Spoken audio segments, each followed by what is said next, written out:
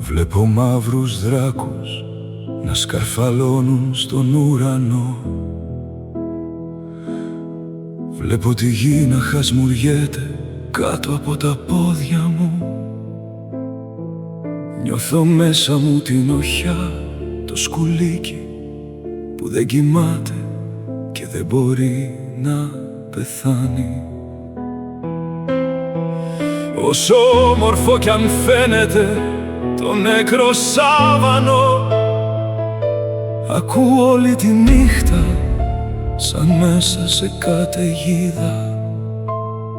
Βραχνές φωνές να φωνάζουν, να φωνάζουν το όνομά μου στον άνεμο.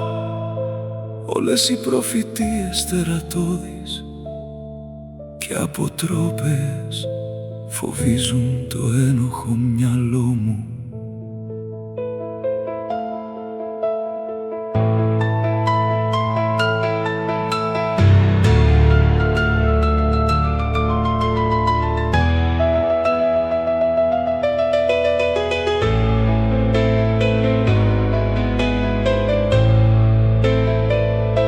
Χαίρομαι μόνος μου σε μια άγρια ώρα,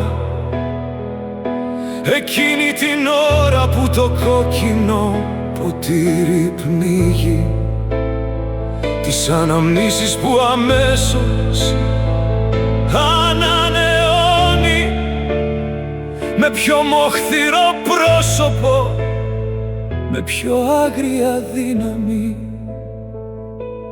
Τότε η φαντασία μου φέρνει χρυσά στέμματα κι οράματα από όλα τα λάμπερα χρώματα. Τυλίγουν τη χαμένη ψυχή μου με χαρά, μέχρι να ξυπνήσω πάλι κι οι σκοτεινές φλόγες λάβας της τρέλας να κατακλείσουν πάλι το μυαλό μου.